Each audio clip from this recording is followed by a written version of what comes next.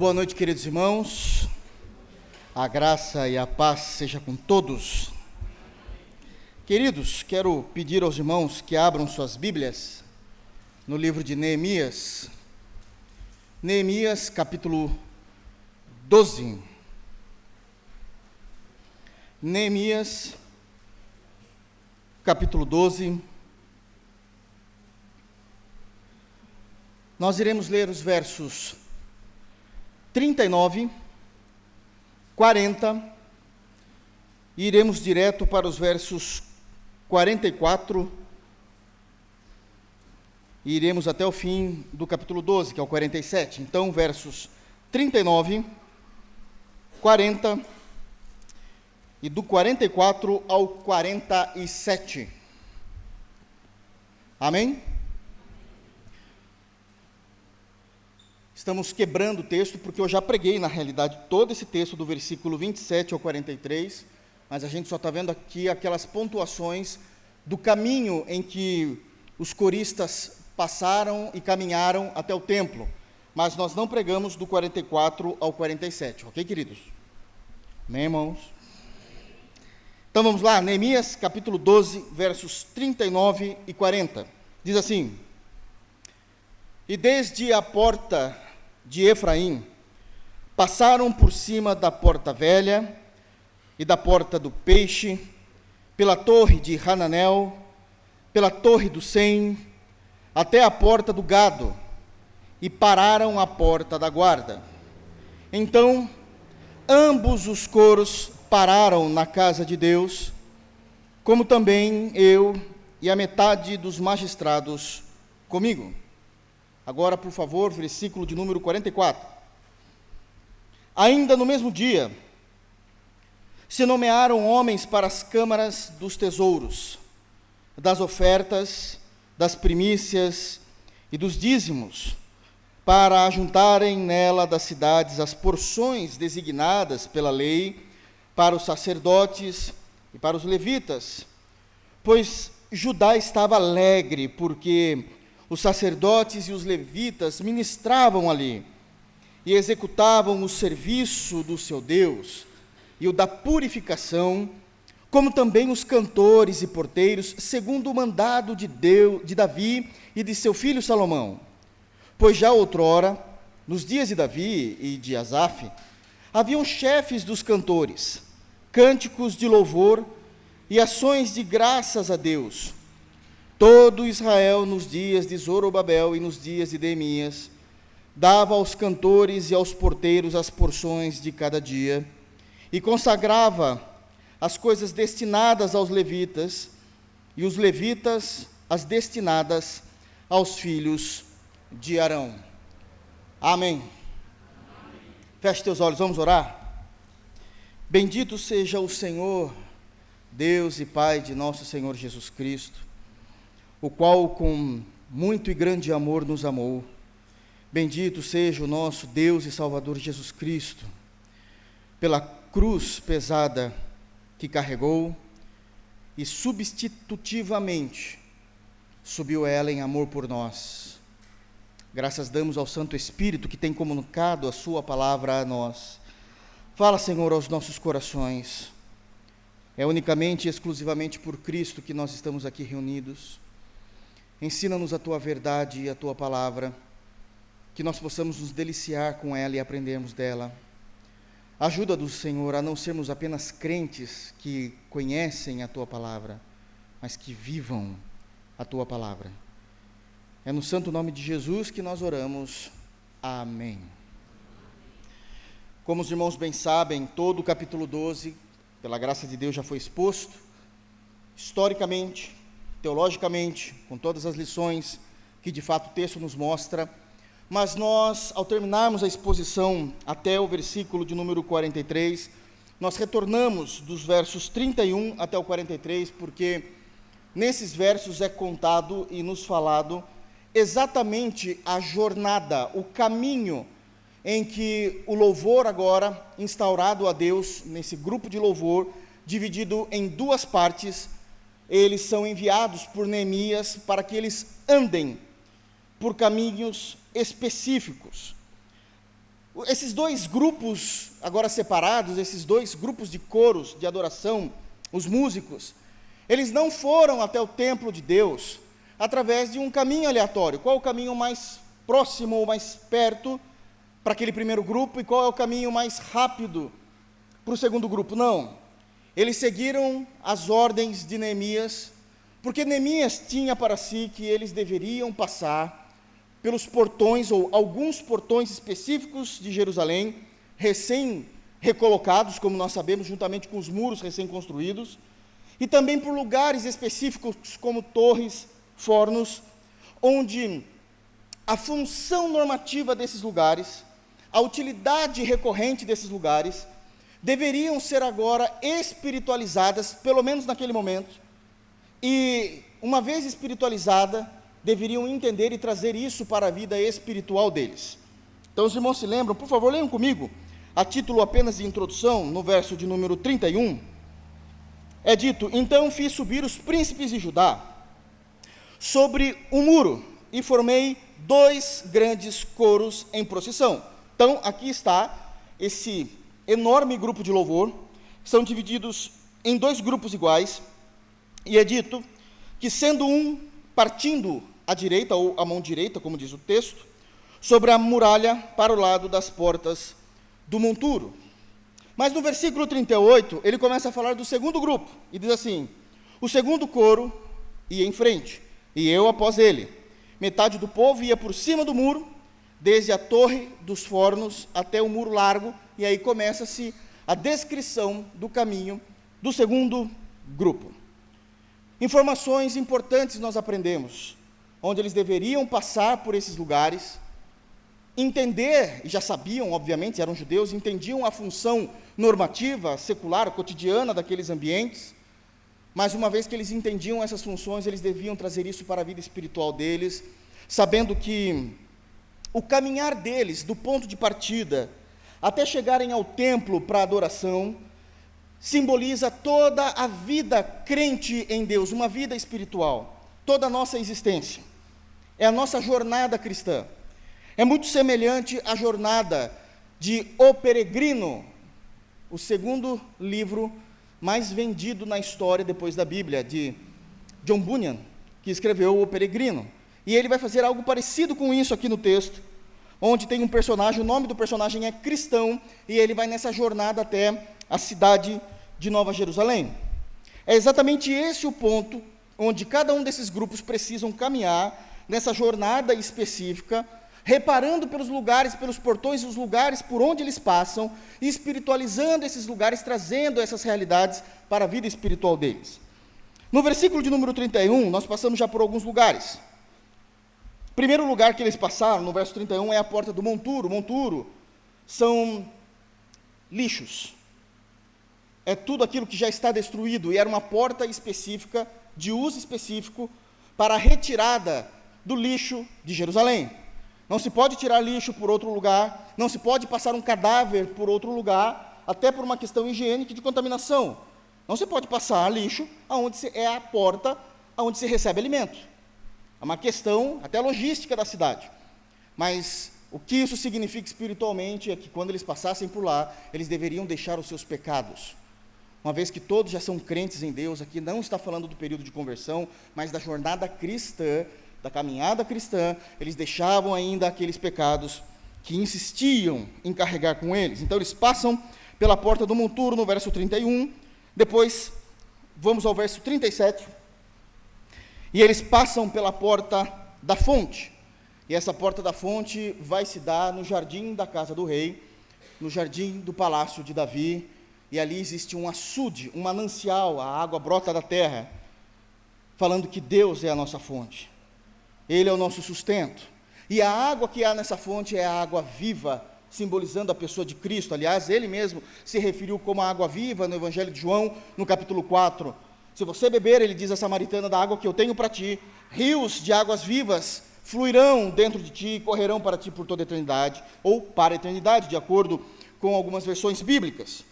Depois, continuando ainda no versículo de número 37, a porta das águas, ou seja, desse manancial existe algumas correntes das águas onde vai se chegar nessa porta, e é a porta onde todo Israel, todos os dias, ia até essa porta, para que pudesse pegar, recolher, guardar para si, armazenar águas que são puras, boa para beber.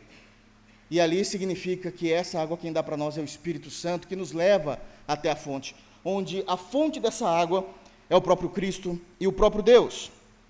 Verso 38, é dito que também eles vão passar, agora o segundo grupo, pela torre dos fornos. E ali nós entendemos que existem pecados que ainda estão incrustados em nós. Tudo aquilo que era quebrado e poderia ser queimado, não teria mais uso, não teria valor, era levado até essa torre dos fornos, escolhido um forno e colocava-se ali para queimar. E Jesus nos ensina que as escórias que ainda prendem as nossas vidas, que sujam os nossos pés, devem ser colocados nesses fornos, assim como ele nos ensinou, e a gente fez um paralelo com o Evangelho de João, no capítulo 13.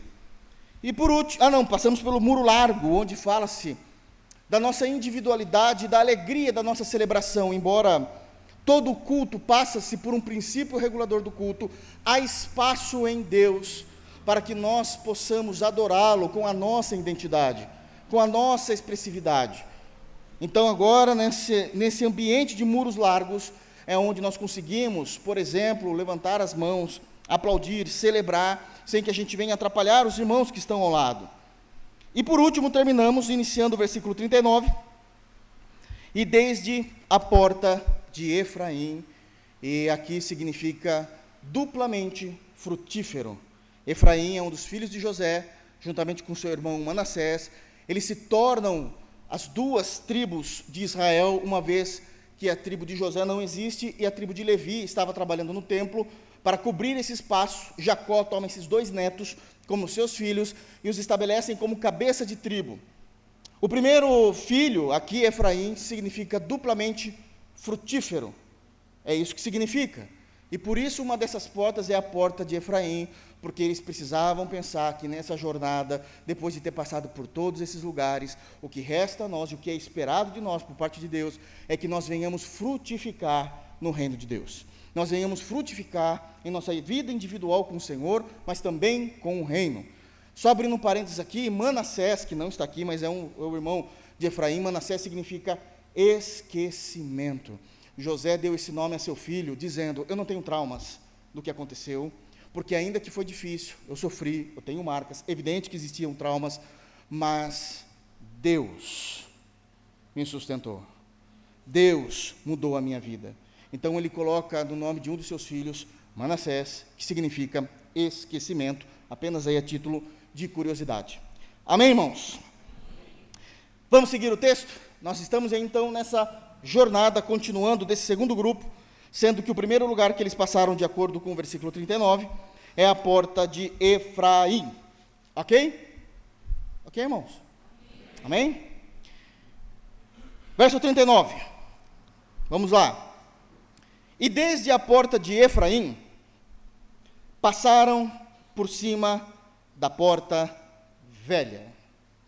Até aqui. Passaram por cima da porta velha. E evidentemente que Neemias já queria destacar aqui uma lição espiritual importantíssima para todos os crentes que estavam ali naquele momento. Em primeiro lugar, o que Neemias tem em mente é destacar a usualidade, a funcionalidade, a historicidade dessa porta e aplicar, como ele tem feito em todos esses lugares que estão sendo passados na vida espiritual do povo. A porta velha.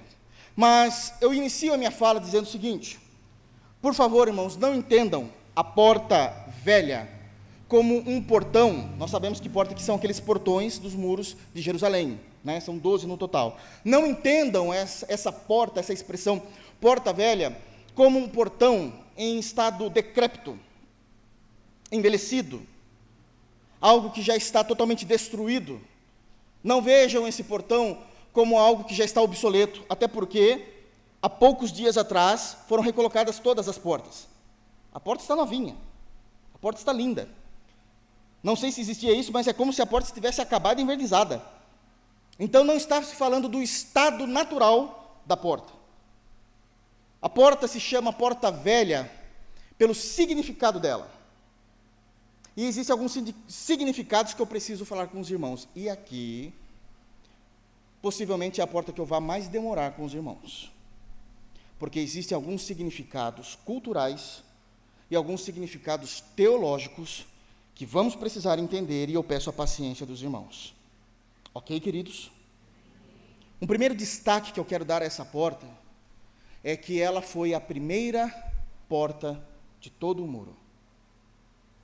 Possivelmente há aqueles que dizem, a literatura nisso, literatura teológica, que antes mesmo dos muros serem construídos, se não tem muro, não tem como ter porta. Evidentemente, não tem como ter portão, não há sustento para isso. E não adianta ter uma porta se não tem muro, você entra por qualquer lugar. Mas o caminho principal para se entrar em Jerusalém, antes de ser construído, primeira vez o muro, antes de ser destruído por Babilônia, era esse local. Era exatamente esse local a entrada principal.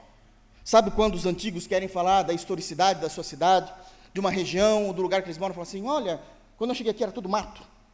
Não é essa a expressão que eles usam? Quando Jerusalém era tudo mato, embora fosse tudo areia, tudo terra seca, possivelmente tudo rachada pelo sol quente. O caminho principal que eles tinham feito para que pudessem entrar naquela região era exatamente onde foi assentada a primeira porta da cidade, e por isso ela é chamada de a Porta Velha. Ela é a primeira porta. Mas também existe uma outra singularidade nessa porta. Tentem imaginar, dentro das capacidades naturais da época, que os muros de Jerusalém, o tempo todo é dito, quando é falado dos muros de Jerusalém, que eles rodeavam a cidade. Evidente que eles rodeavam, mas, por favor, os irmãos sabem que os muros não formavam um círculo perfeito, ok? Era cheio de irregularidades, mas, de fato, rodeavam. Não era um muro quadrado, como é descrito em Apocalipse a Nova Jerusalém, era um muro que realmente circundava, mas era um círculo que não era perfeito. Até porque a geografia não permitia isso. Segundo, porque Deus não pediu um círculo perfeito. E terceiro, porque os judeus não estavam preocupados com isso também. Então é simples de entender. Ok? Todavia, significa que havia partes do muro em que a volta, o ângulo, o círculo, era muito mais evidente do que outras partes. Para aquelas pessoas que não entendem muito de construção civil, eu falo assim, isso para mim está reto, outro está torto. Mas dificilmente alguma pessoa vai dizer, nossa, eu estou vendo aqui agora a pessoa, quem fez essa parte aqui? Aqui acertou. Está bem bonitinha aqui a volta. Está bem perfeito. Essa porta ficava exatamente numa das principais voltas mais bem feitas e construídas do muro de Jerusalém. Talvez porque ela foi a primeira. Então é dela que saem os muros. Está tudo bonito mesmo. Só que com isso significa que ela é uma porta conhecida em Israel como também chamada de a porta de esquina, ou a porta da esquina, de acordo com algumas traduções. E se a gente está falando de um portão que fica na esquina, ou numa volta quase que perfeito, dessa circunferência do muro, significa também que na frente dessa porta, ou desse portão, necessariamente, se é de esquina, há um cruzamento. Não existe esquina reta, ok, irmãos? Em nome de Jesus.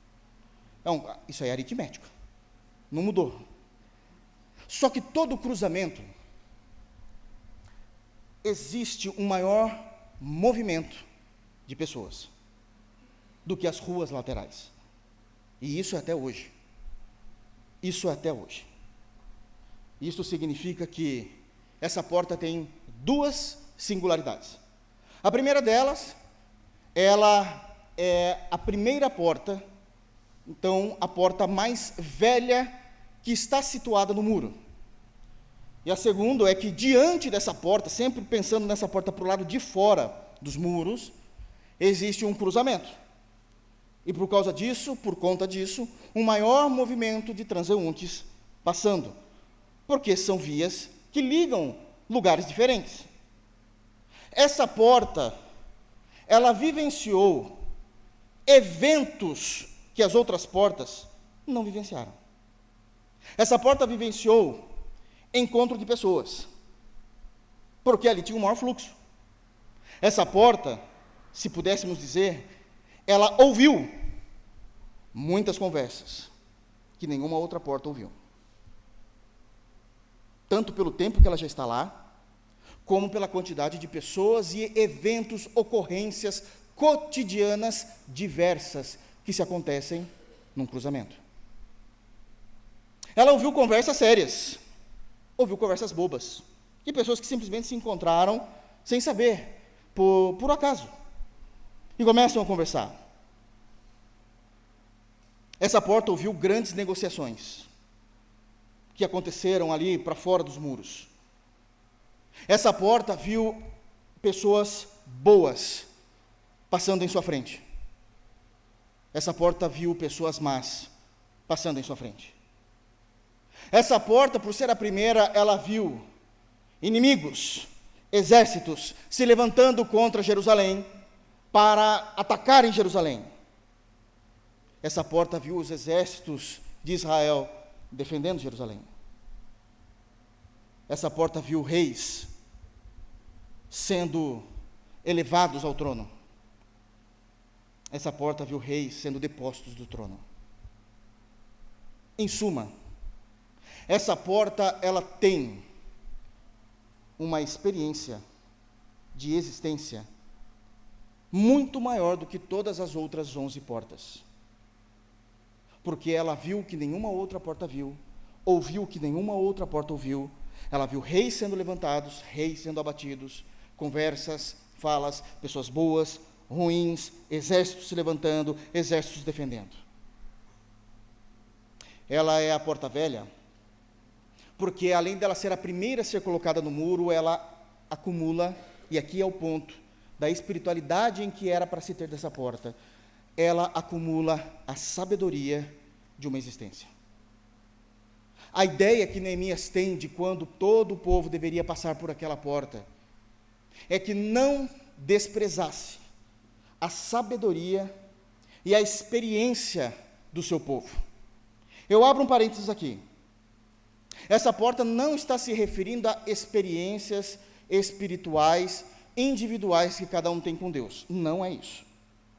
Ela está falando de uma porta velha, abre aspas, madura, fecha aspas, pelo tempo de vida que ela tem e pela quantidade de informações que ela recebeu. Porque isso forma o caráter do homem. O tempo de vida e a quantidade de conhecimento, sabedoria que ele adquiriu. Isso é amadurecimento. A porta velha simboliza a sabedoria dos anos e a experiência de vida que nós adquirimos com o passar do tempo. Essa porta, ela traz uma lembrança muito importante para o povo de Israel, que nós precisamos muitas vezes resgatar as nossas memórias, as nossas informações, através da sabedoria do tempo e as experiências, a história que nós tivemos. Isso é dito por Neemias porque o ser humano, não estou falando de crentes, o ser humano, a raça humana, ele tem uma tendência de sempre se agarrar àquilo que é novo, esquecendo-se das coisas que um dia foram importantes no passado, que demarcam pontos importantes do passado.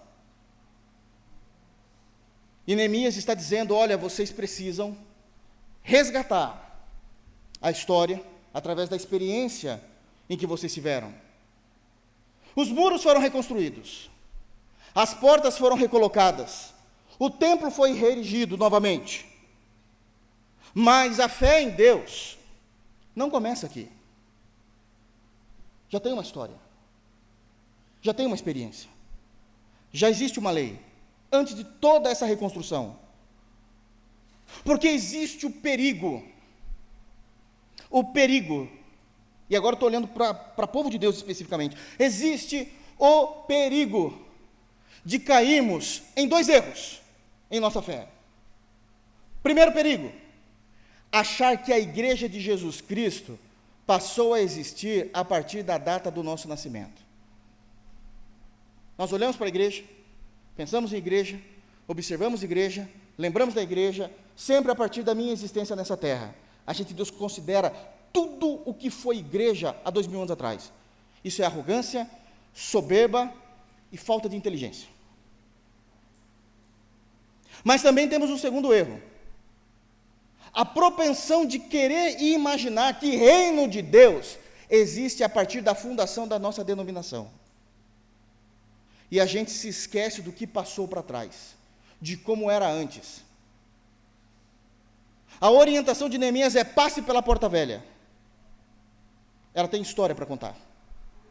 Ela era antes de todas as portas, antes do monturo, antes da fonte, antes da água, antes dos torres de fornos, quando tudo isso aqui era mato. Ela já estava lá. Antes mesmo dela ser colocada, ela já era o caminho principal para a cidade de Jerusalém. Antes dos muros estarem aqui, já existia a lei de Deus, já existia um caminho. Resgatem essas coisas, para que vocês não caiam no erro de somente ter em vós aquilo que são novidades, que muitas delas nem Deus falou. Nem Deus falou. Percebe a seriedade dessa porta? Para os irmãos se terem uma ideia, essa porta é citada algumas vezes no Antigo Testamento. Mas eu quero ler com os irmãos pelo menos uma citação.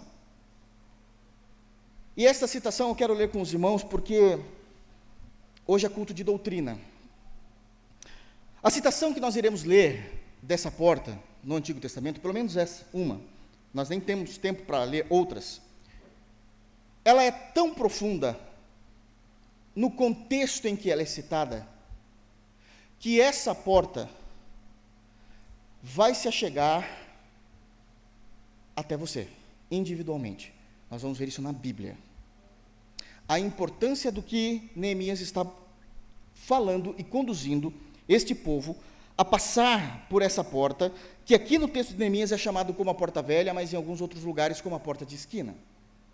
Qual é a influência da compreensão espiritual desse lugar com a sua vida individual? E isso é doutrina, quando nós conseguimos compreender os textos bíblicos, fazer os devidos links e formar a doutrina que o texto está dizendo. Então eu queria e peço aos irmãos que abram suas Bíblias, deixa marcado Neemias que a gente vai voltar aqui, permitindo Deus. Em Jeremias, nós vamos ler para aprender Jeremias capítulo 31. Por favor, abram em Jeremias capítulo 31. Enquanto os irmãos abrem, eu dou um rápido contexto. Jeremias 31 é um dos capítulos mais conhecidos da igreja cristã do Antigo Testamento. Sabe por quê? Porque o capítulo que nós iremos ler, e o texto específico dentro do capítulo 31, ele se refere à nova aliança. Olha onde essa porta é citada. No contexto da promessa de Deus sobre a nova aliança da qual nós estamos debaixo. Então, é um capítulo extremamente sério para nós. Então, Jeremias, capítulo 31.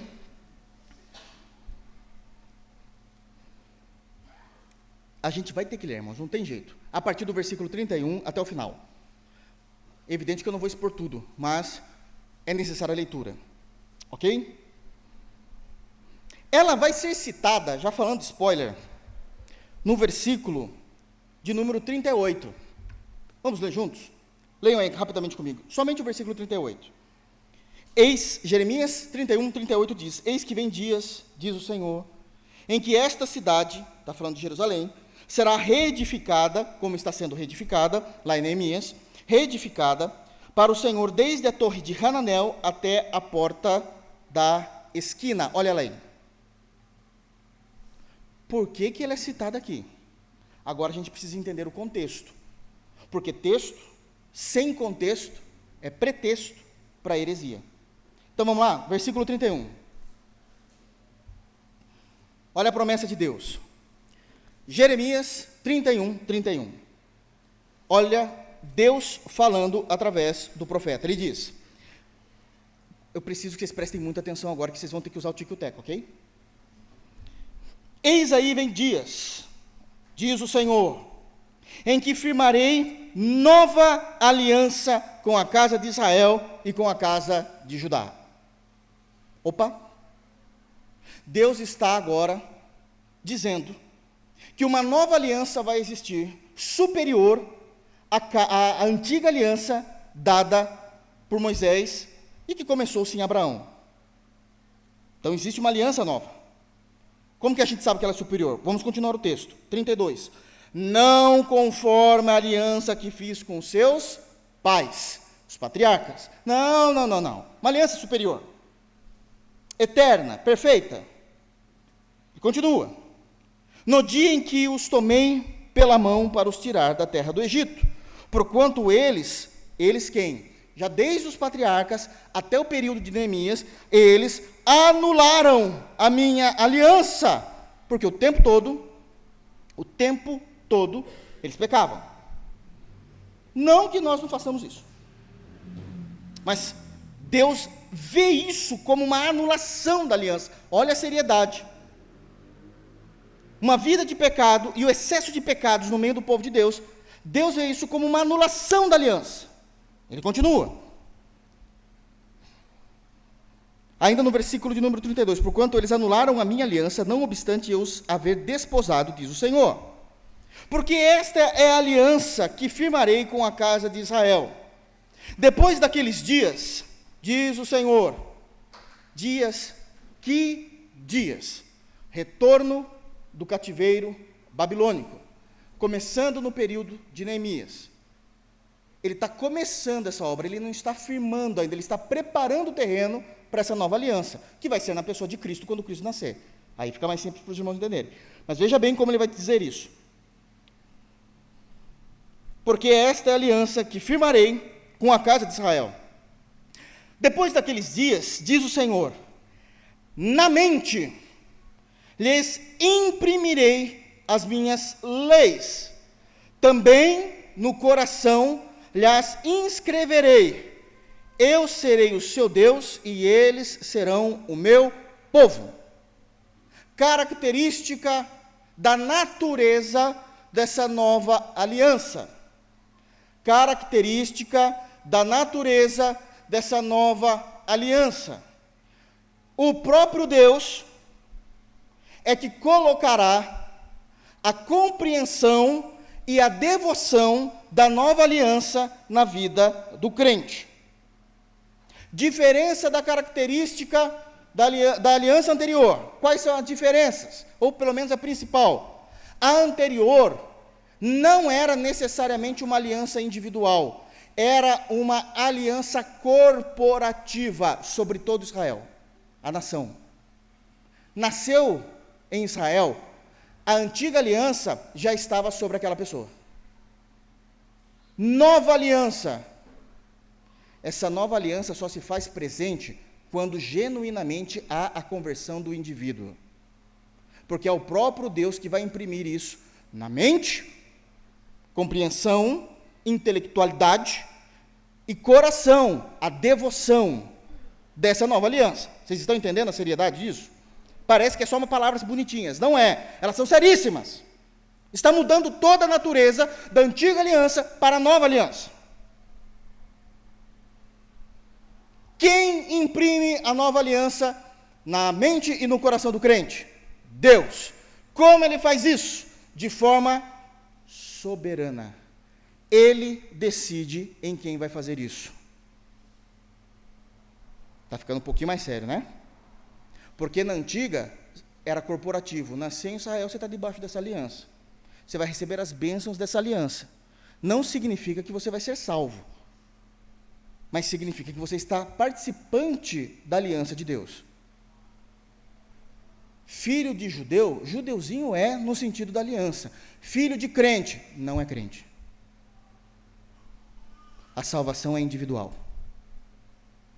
Fácil de entender, difícil de engolir, mas é a Bíblia. Aí vem um texto que tem sido um dos mais mal interpretados na história cristã. Os judeus entenderam, malemar, mas entenderam. Tem um bando de cristãos que não entende nada e defende a ignorância bíblica por causa desse texto. Verso 34.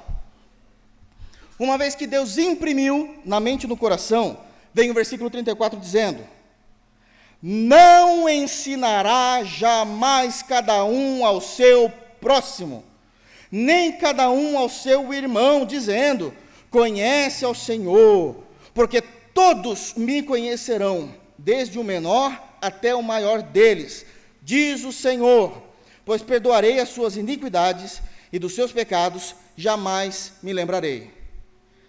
Cristãos descompromissados com a verdade bíblica, pegam o versículo 34, apresenta isso para a igreja ou para grupos religiosos e diz: nós não precisamos conhecer a Bíblia, porque Deus vai nos ensinar falando com a gente, mandando mensagem direta, nos explicando. Não precisa de ninguém ensinando Bíblia para a gente, está no texto.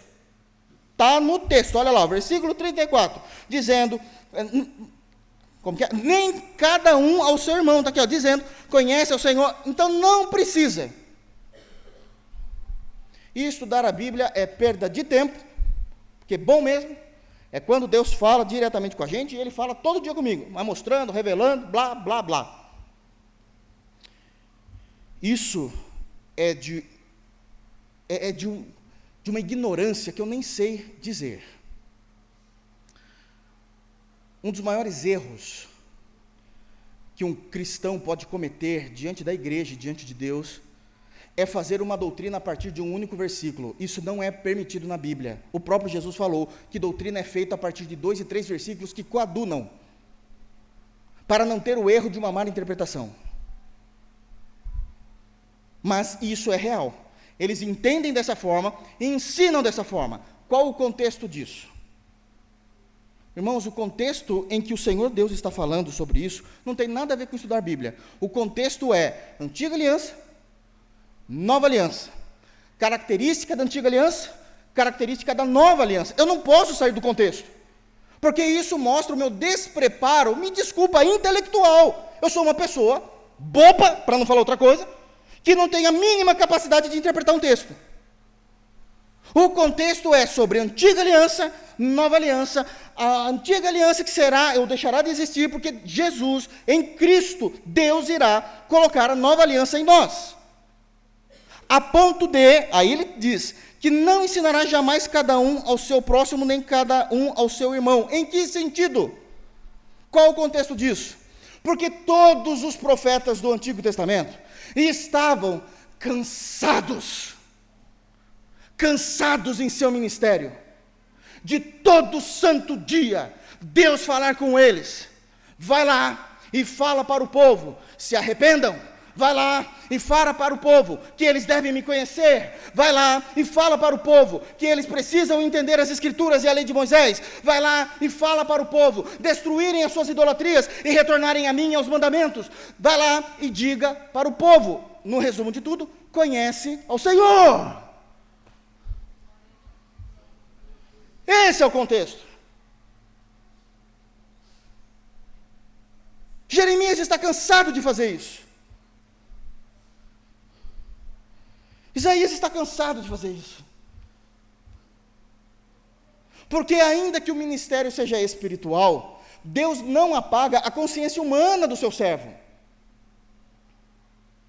E se tem alguma coisa que deixa a gente para baixo, é saber que o nosso trabalho não tem tido resultado. Ainda que seja o próprio Deus mandando a gente fazer. Deus, eu estou falando, mas não está mudando. E Deus fala, eu estou vendo. Vai lá e fala de novo. Fala o quê? Fala de novo.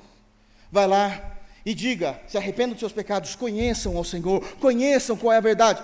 Não adiantou. Vai lá, fala de novo. Eu nem sei como falar mais, Senhor, porque já gastei todo o meu vocabulário. Repete.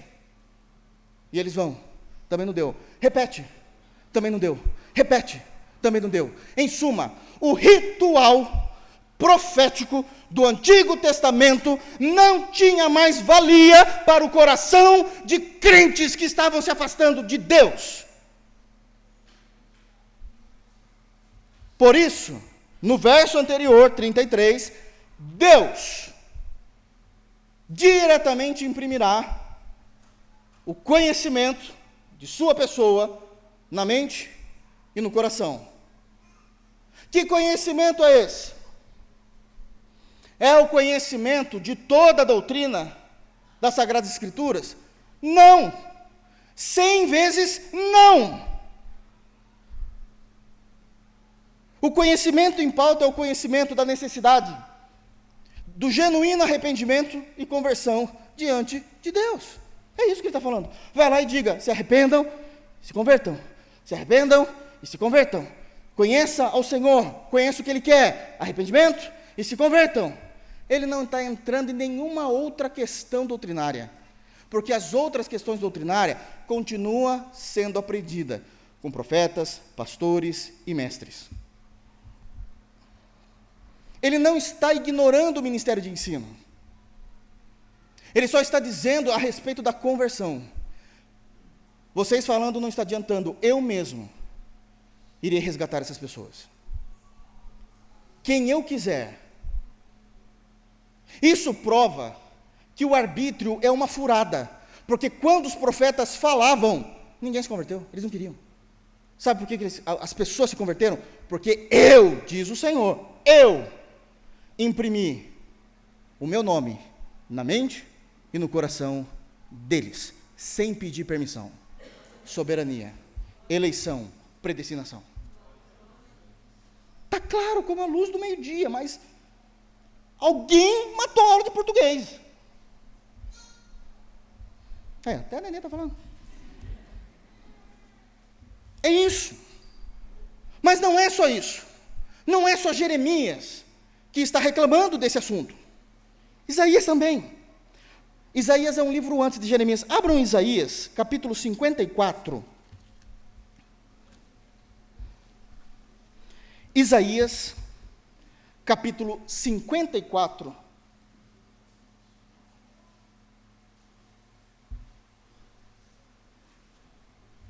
Versos 12 e 13. É a mesma coisa. Isaías 54, versos 12 e 13. Todos abriram? Isso aqui é importante, isso aqui é doutrina, irmãos. Jeremias falou isso, amando de Deus, agora Isaías também vai falar. No versículo 12 é dito assim, Deus falando através do profeta Isaías. Farei os teus baluartes de rubis, ou seja, toda a força econômica dessa cidade de rubis.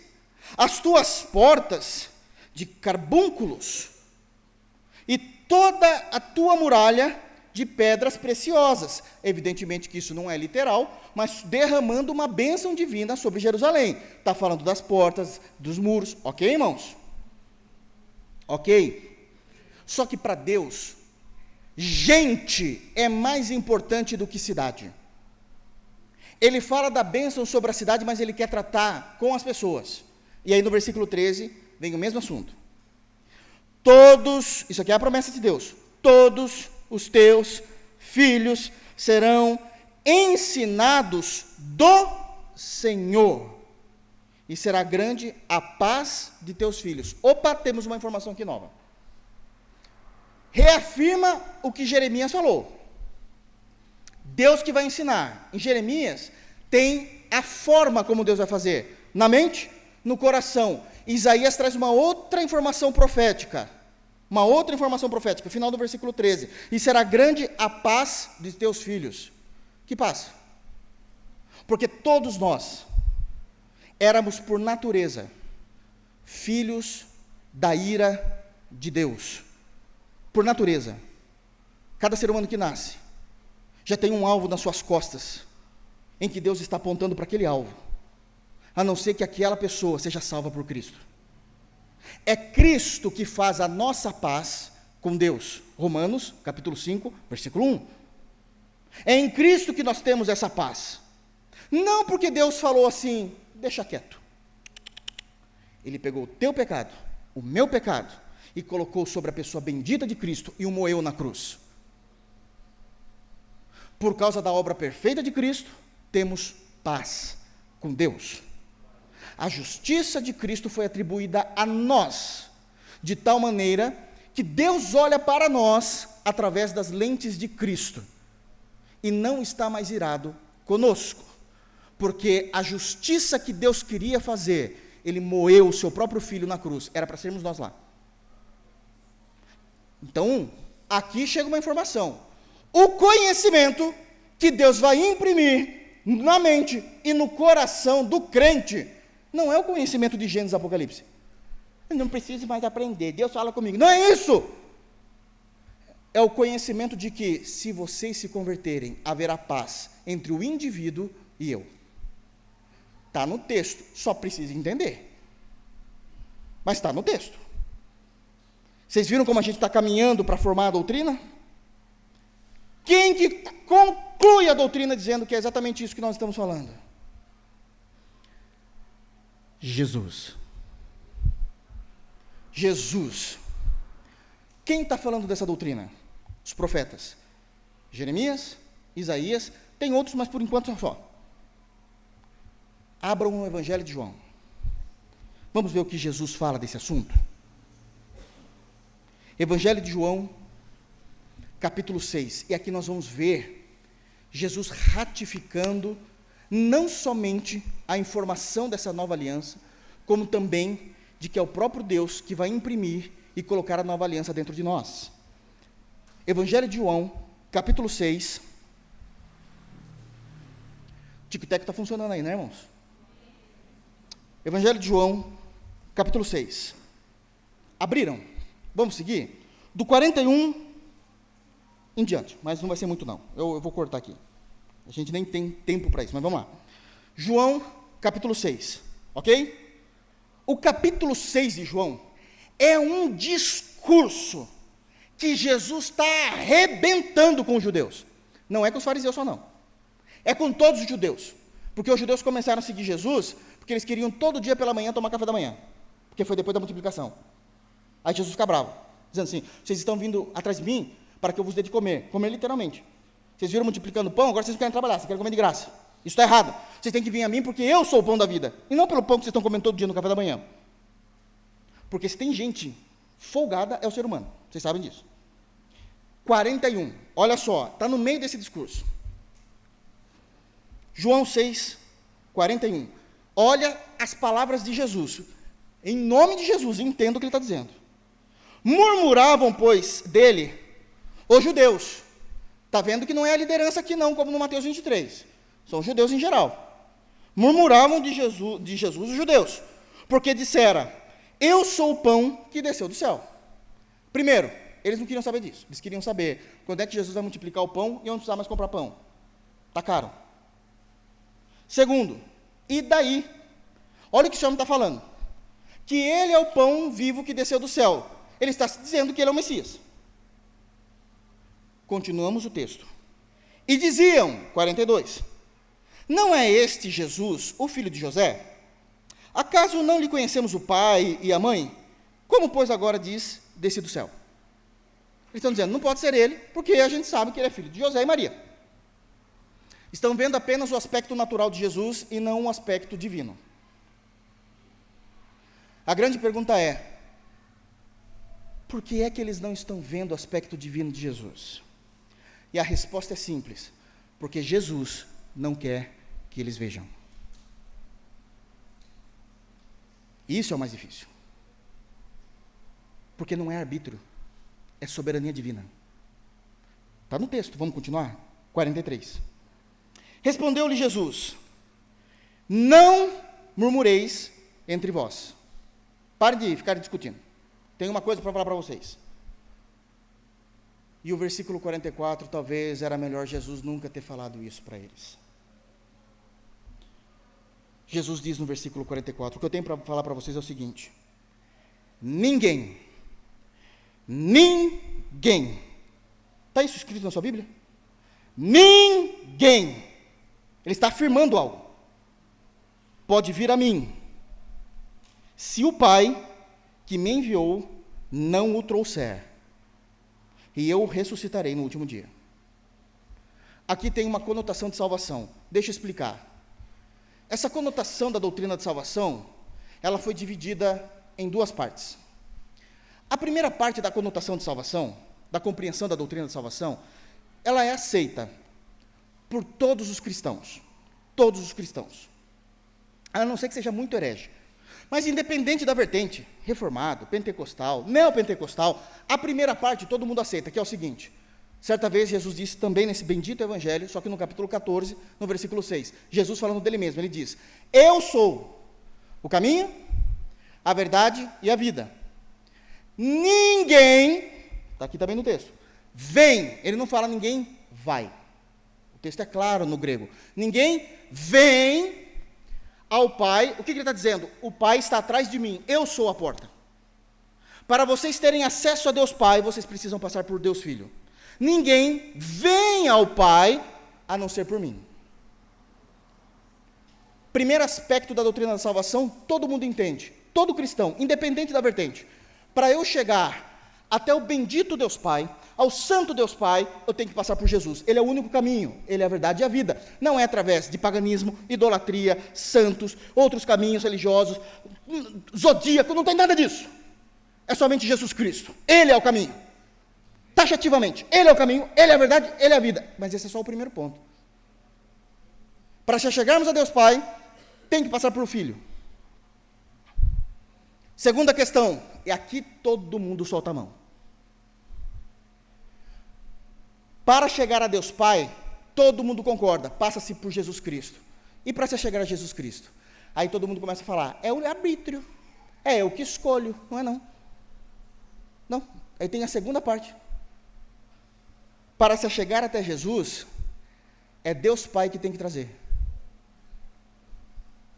As duas pessoas da Trindade são os únicos caminhos para se chegar a outra.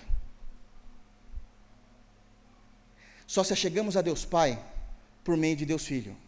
João 14,6. Mas só se chegamos a Jesus se o Pai nos pegar e nos trouxer até Ele, senão a gente não quer. Está aqui, 44. Ninguém pode vir a mim se o Pai que me enviou não o trouxer. Não tem arbítrio. É soberania. O que isso nos leva? A entender o princípio da salvação através da característica pessoal da divindade. Apocalipse capítulo 1, não precisam abrir, mas Apocalipse capítulo 1 vai dizer que Jesus, ele é o alfa e o ômega. Alfa, a primeira letra do alfabeto grego. Ômega, a última letra do alfabeto grego. Erro da nossa compreensão desse exemplo lúdico de Jesus. É que nós achamos que quando ele está dizendo que ele é o alfa e o ômega, estamos falando de duas pontas extremas de uma reta. Então ele é o alfa, passa-se toda a reta, toda a história, tudo que existe, e ele é o ômega. Ele é o princípio, ele é o fim. É errado elaborar isso.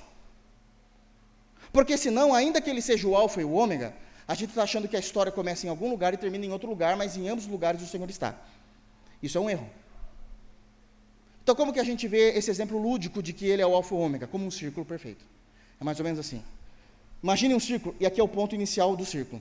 Ele é o alfa, e ele é o ômega. Tudo começa dele, tudo termina para ele.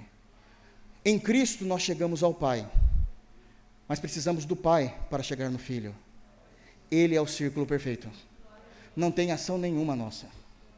Essa é a nova aliança. É disso que o texto está dizendo. Como é que está dizendo isso? Continuamos o texto. Lemos até o 44. Versículo 45, ele explica o 44. Está escrito, aonde? Nos profetas. E serão todos ensinados por Deus, portanto, todo aquele que da parte do Pai tem ouvido e aprendido, esse vem a mim. A qual conhecimento está se referindo aos profetas? A conversão em Cristo Jesus, e não a toda a compreensão doutrinária de Gênesis, Apocalipse. Pelo amor de Deus.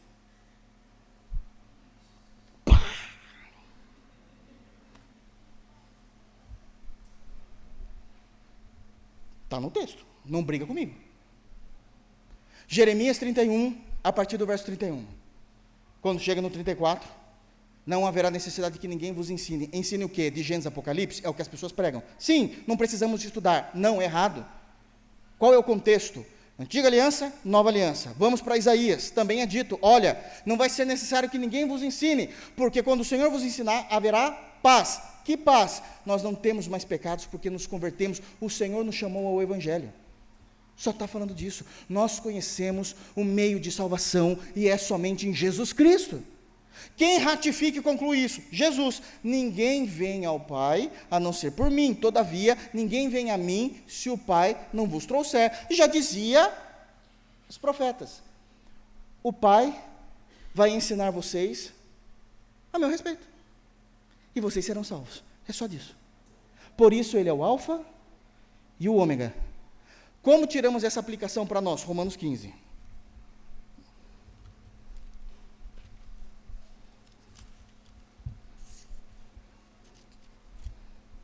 E olha como cai por terra a compreensão de que nós não precisamos aprender ou estudar a palavra de Deus, que não tem importância. Vai cair por terra agora. Romanos 15, apenas o versículo de número 4. Romanos 15, verso 4 diz: pois tudo quanto outrora foi escrito, está aqui o que foi escrito, tudo quanto outrora foi escrito para o nosso ensino, foi escrito, a fim de que pela paciência que é a perseverança, a calma de estudar, de ler, de reler, de guardar no coração, e pela consolação das Escrituras, tenhais esperança.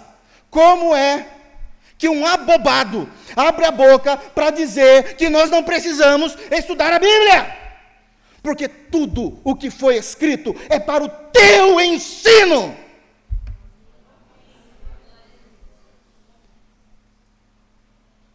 Como é que a gente sabe de tudo isso que eu falei aqui?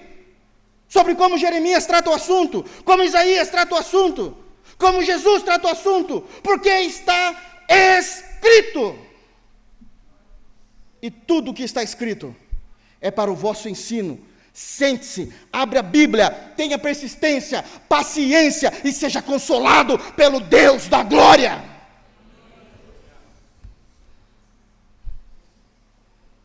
É essa a doutrina.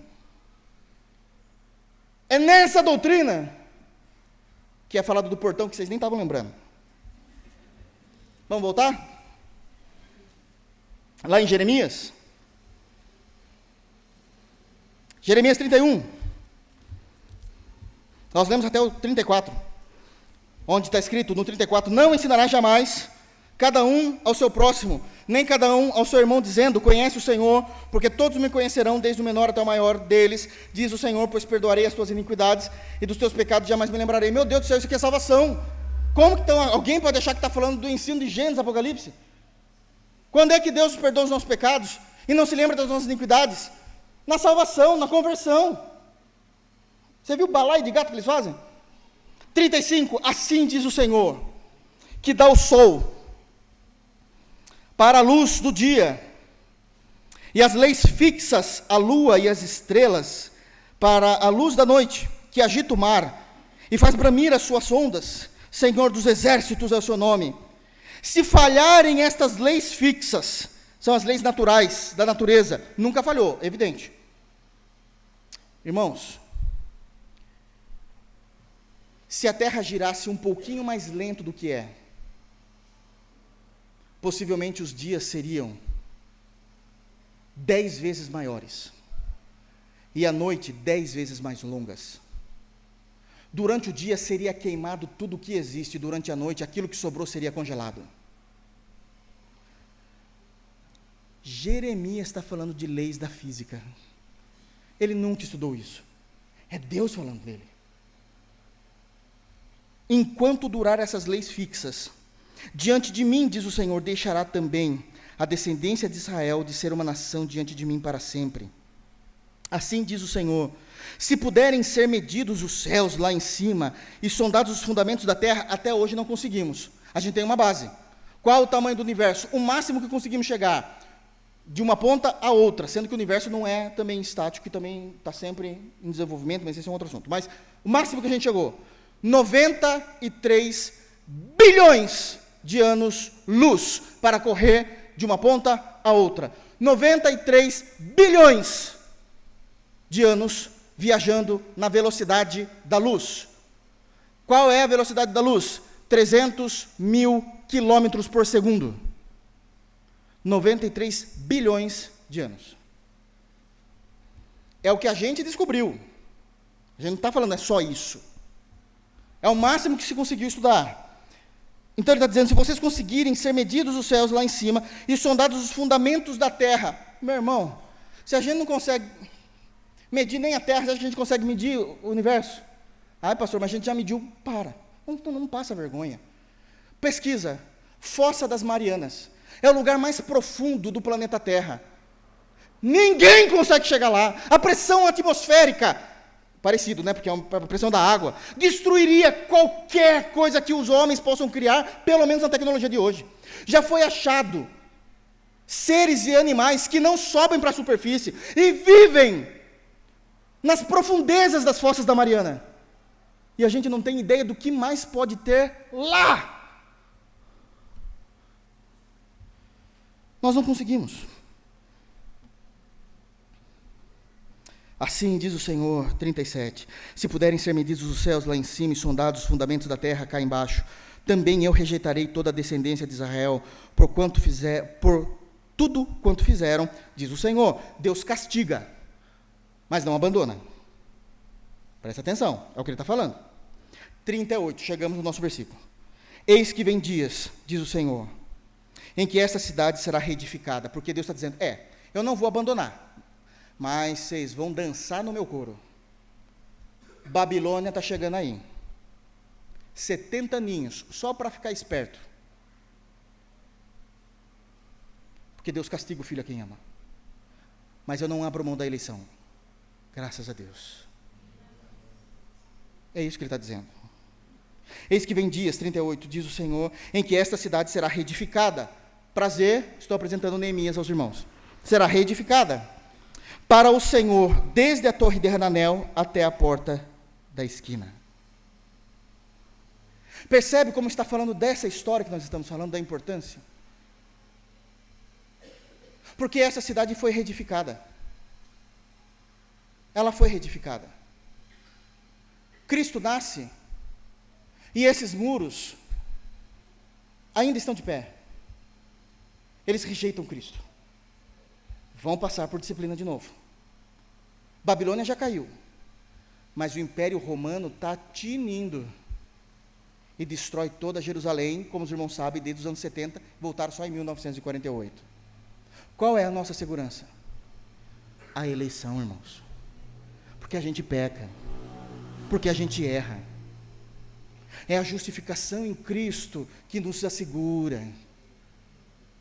Olha o que diz o texto, 39, o cordel de medir estender-se-á para diante até o outeiro de Garebe e virar-se-á para Goa, todo o vale dos cadáveres e da cinza e todos os campos, até o ribeirinho Cedron, até a esquina da porta dos cavalos, para o oriente. Presta atenção nessa porta dos cavalos, mas depois a gente vai falar disso. Para o oriente, serão consagrados ao Senhor. Esta Jerusalém jamais será desarraigada ou destruída. Qual Jerusalém? Ela foi, no ano 70. A Jerusalém divina. A nova Jerusalém, essa não. Essa não. Só que agora a nova Jerusalém não tem nome de bicho, não. Tem o nome dos apóstolos. Os fundamentos não foram feitos por Neemias, mas pelos profetas. Nessa Jerusalém, trancaram Jesus ainda para o lado de fora. Mas a nova Jerusalém, ele é rei e governa para sempre. O que a porta velha tem a ver comigo? Tudo. Porque agora a gente pega a experiência do conhecimento daquilo que tudo que essa porta viu e a sabedoria que ela tem, aplicamos na nossa fé e dizemos, não podemos errar como judeus. E sabemos que o Senhor foi Deus que imprimiu na minha mente e no meu coração a respeito da sua salvação. Eu sei que eu só cheguei até Cristo porque o Pai me trouxe até Ele. E quando eu cheguei até Cristo, Cristo me levou até o Pai. Porque Ele é o Alfa e o Ômega, o princípio e o fim, o primeiro e o último. E eu entendi de uma vez por todas, que quando é dito que o Senhor nos ensinará e não precisará de mais que ensine, é que não haverá mais a necessidade de profetas. Porque é o próprio Deus que irá trazer a salvação a nós. Mas substituindo os profetas aos pastores e os mestres. Assim como antes dos pastores e os mestres, os apóstolos. Ensinando a doutrina de Jesus Cristo, de Gênesis a Apocalipse. Deu para entender? Mas tem que estudar. Acredite, o Espírito Santo não vai vir à noite colocar isso na sua cabeça. Porque tudo que foi escrito para o seu ensino, não foi escrito para a sua revelação. Só para dar o cutucão. Amém? Eu vou terminar, irmãos, não dá mais. Eu achei que eu ia até o 43. Vamos ficar de pé, irmãos?